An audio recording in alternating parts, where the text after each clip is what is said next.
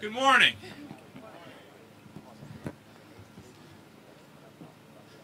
On behalf of my partners in East Jefferson Development Co., my name is Dennis Archer. My partners, Christopher Brocher and Daniel Stern, are here somewhere. Marcel Bergler and Tom O'Hare from Prime Development, and Dante Bacall representing the Bacall family. Again, welcome, County Executive, Mr. Mayor. We're expecting Councilwoman Sheffield, whose district that we're in this morning. We're here to announce today one of the first ground-up mixed-use developments on this East Jefferson corridor in decades. A 42,000 square foot, Meijer owned and operated, small format, fresh grocery market. 213 apartment units, 20% of which will be designated affordable.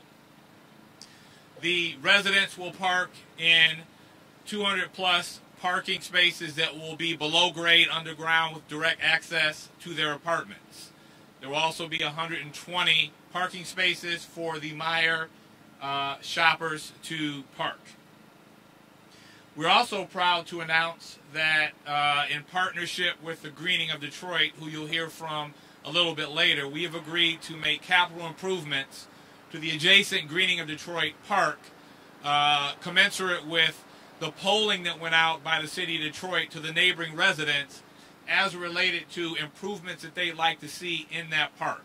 And so we have taken that on as part of our partnership with Mayor Duggan and the City of Detroit, and we're very happy to do so. We are also very happy to be part of this historic neighborhood. By way of reference, I was born not far from here and grew up right off of St. Alban until the age of 6, around the corner from my grandparents. So for me personally, this is a coming home, so to speak.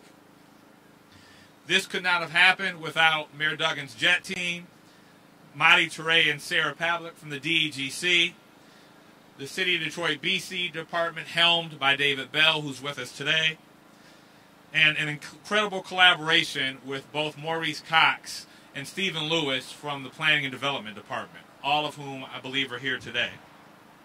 We also could not have done this without Khalil and the cooperation of the County Executive, who you'll hear from.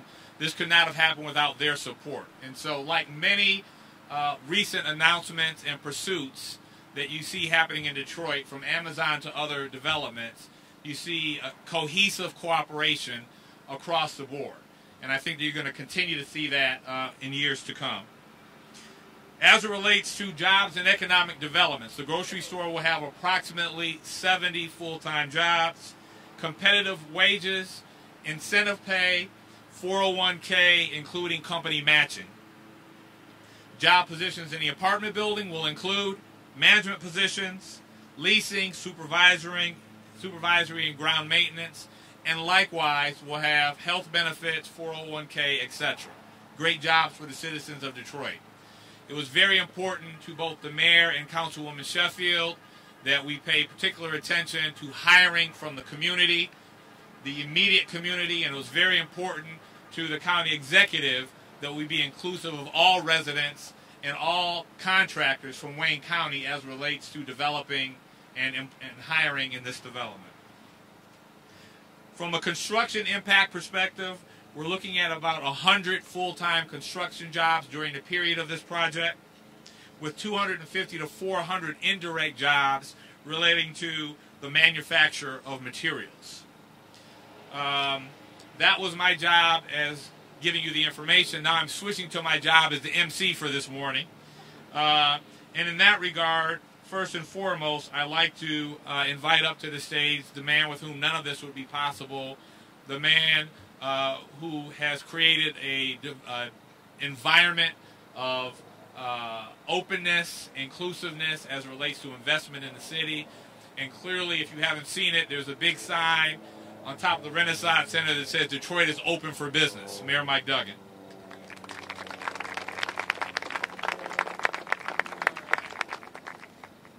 Well, congratulations, Dennis, to you and Chris and your entire development team. It seems like it's been about 4 years since you first broached this. And it's been a lot of work, but it's finally been pulled together. We're really pleased that the Meijer's family continues to support this community. They've been enormously successful on the Woodward and Grand River sites. Congratulations to Maurice Cox, who normally he rides his bike from the neighborhood here to work. He'll be able to walk over and do his shopping here. And to Tom Lewan, Jed Halbert, and everybody from the city team and to County Executive Warren Evans and his team, all of us together have done this. And it's just another great day in Detroit. You're talking about a $60 million investment, 40,000 square foot grocery store, a new urban grocery concept, and on top of it, we're going to have 213 apartments.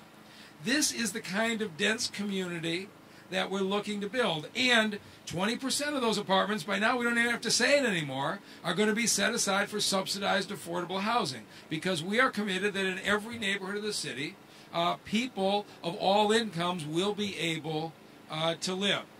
And so you solve so many things. One is, for a lot of people on the Lower East Side, they're doing their shopping in the suburbs. We're not capturing that retail in the city of Detroit. You're going to see, I believe, a lot more folks shopping in the city, which means we've got 70 permanent jobs here that I know are going to be filled largely by Detroiters. It brings jobs into the city. It brings needed housing in the city. We still got a 6-month wait list for people who want to move in here. But here's the other thing. Maurice Cox has from the beginning articulated a vision for 20-minute neighborhoods where you would have people living densely. The idea that you can walk or bike to anything you need in 20 minutes. And the way Dennis and the team have designed this, with 200 parking spaces underground, we're not eating up land like they do in the suburbs with a whole lot of asphalt around here. There'll be some surface parking, but most of it will be down below, and then the apartments go 4 stories above, which makes it easy for everybody in this neighborhood to be able to walk or bike to. It is exactly the kind of development that we need. We will be sending to City Council today a land sale agreement to sell about a ½ acre of what is Greening of Detroit Park. It's a city park for $250,000, which is the appraised price. And in addition to what Dennis told you about the developer enhancing Greening of Detroit Park to make that better, at the same time, we're going to enhance the recreation amenities in the area. The $250,000 is going into park improvement funds for the city, but a block or so north of here in Lafayette Plaisance Park, we're already renovating the tennis courts, we're building a new basketball court, we're building new playscapes, we're actually making the recreation area for the people who are already here and those new residents who will come here a much better place. So think about what you've done at one point. You've added a great shopping option, you've brought in more jobs, you've added affordable and market rate housing, and you've increased the recreation opportunities in the neighborhood. We think this is an outstanding proposal. I'm glad to see Councilmember Mary Sheffield here, who has been a strong advocate for the 20% affordable housing requirement. I hope that's not an omen, Dennis. We're just really pleased to be here. So to you and the team, congratulations.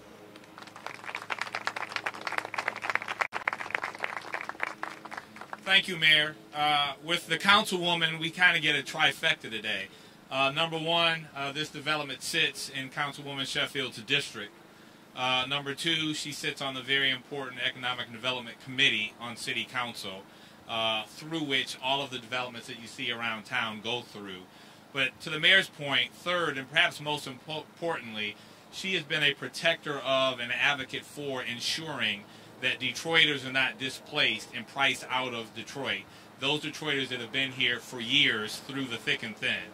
And so it's my pleasure to bring up Councilwoman Mary Sheffield. All right, good afternoon, everyone.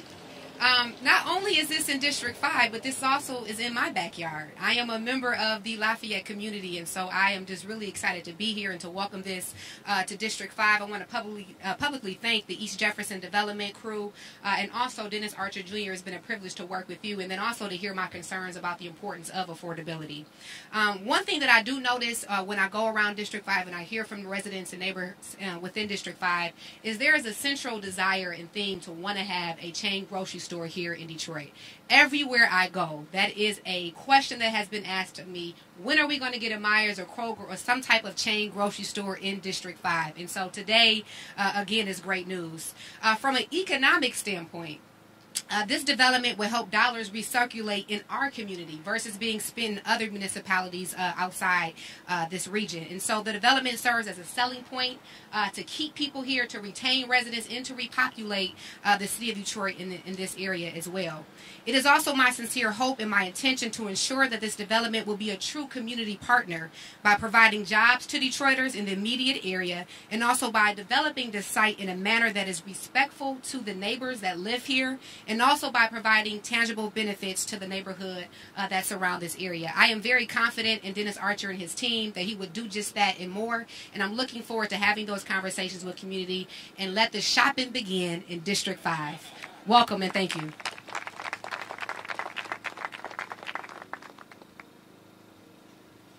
Thank you. Everyone understands that Detroit is the hub of Wayne County. Unless you are in the development space, what you don't recognize is that the mechanics of developing in Detroit require the support of the county. And so without the support and sign-off of the county executive, we would not be standing here today. So it is very appropriate, and we are very pleased to have with us County Executive Warren Evans to share some comments.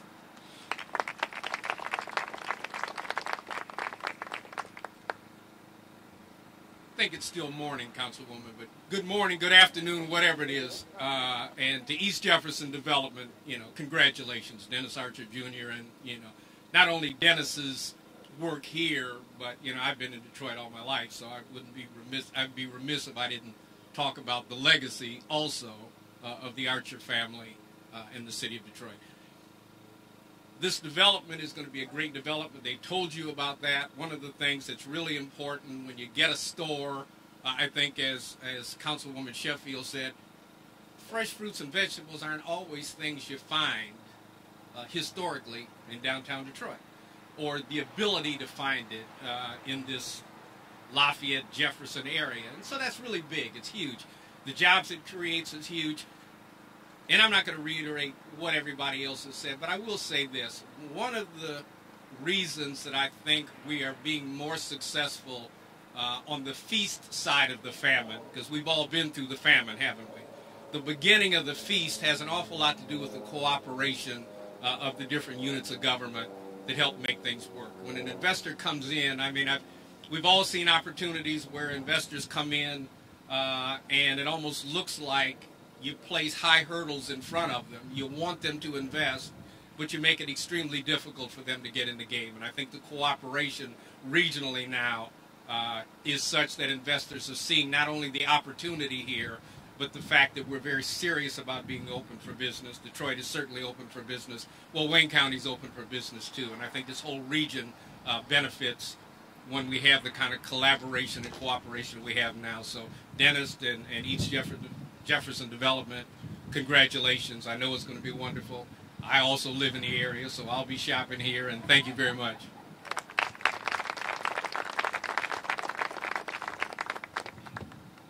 As many of you traverse up and down East Jefferson, you probably look over to the adjacent park and see the tubes there. And if you're newer to the area, you probably wonder, what are they? But that is referred to now and has been for years as the Greening of Detroit Park. And that work of art that's there was donated by the Sachs family. And so when we looked at this as a development, we wanted to ensure that there was connectivity, with the park, and that the park was a benefit to our tenants, a benefit to our shoppers, and that it was one seamless flow of connectivity. And so we could not do that without the support of the Greening of Detroit as an institution. And so one of the first people that I reached out to was Lionel to tell him about the project, and we are very pleased with his overwhelming support. They have been supportive to date. As I indicated earlier, Greening worked with the community and did some polling to see what the community wanted to see in that park in terms of upgrades, and we're working with our architects at Newman Smith and others to figure out how exactly we're going to do that, but we are committed to making those upgrades as part of this deal. And so I want to hear from Lionel to come up and thank you personally for your support and everything. We look forward to working with you over the next couple of years.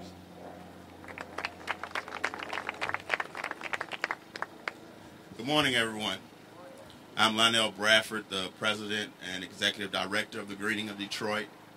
And we're very excited about this development.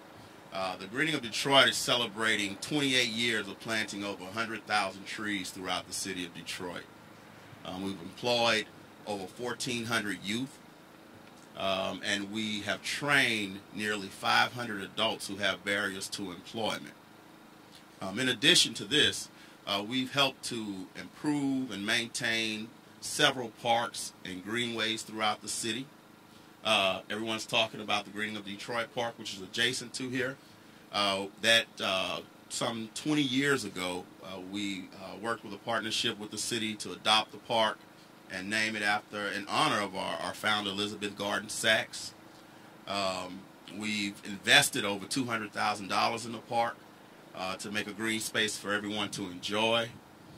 The park serves as a welcoming space every summer for about 250 youth through our Green Corps Summer Youth Employment Program and our Camp Greening program, providing these youth with an opportunity to enjoy nature in an urban environment. We're very pleased that the development will take form at this site. We are mostly excited about the opportunity to be a part of development in terms of the long-term commitment for maintenance around the development and in the park as well. Thank you, Dennis Archer, and your team for inviting me here, Mayor Duggan for your leadership, and we're very excited again about this development and what it means, not just for this area, but for the city of Detroit, and we look forward to what it brings. Thank you.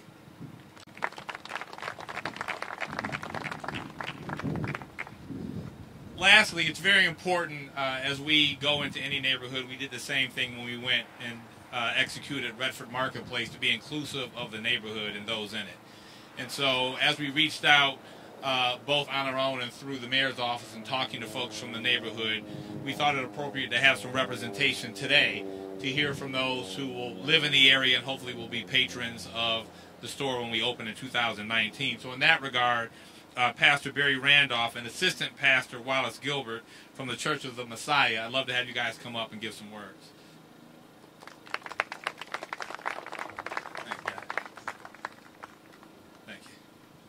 Just say real quick, it's an honor to be here. I got to say God is good. I just have to say that. And that Detroit is good. And this is a great day for Detroit, because even as I watched the signs fall down, I just kept thinking about all the barriers that has been in this city to stop development from happening has fallen, and now we can move forward. This is something great that's going to happen for the community. This is the government coming together with development coming together with the community coming together, and there's room for everybody. And I agree with Mary Sheffield. It's time to go shopping in Detroit. God is good. Amen, and God be praised. Reverend Wallace Gilbert from Church of the Messiah. I'm also the Director of Operations for the Boulevard Arambe Empowerment Center, which is located at Church of the Messiah. I'm 59 years old. I've been in the city of Detroit all of my life. I've seen the good, the bad, and the ugly.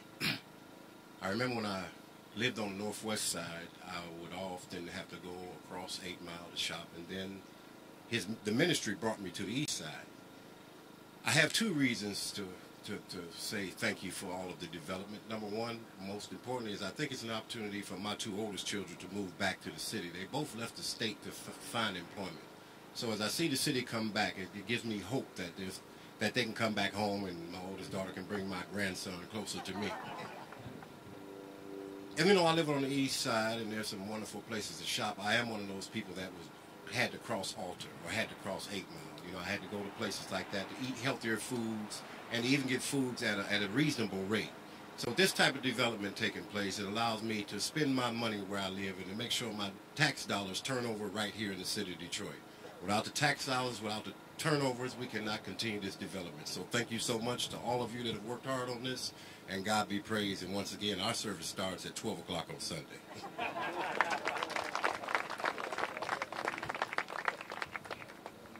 That concludes the formal part of our presentation this morning. I'd like to thank Motor City Java Hut, who's got some amazing Jamaican blend coffee and some snacks over here, bottled water.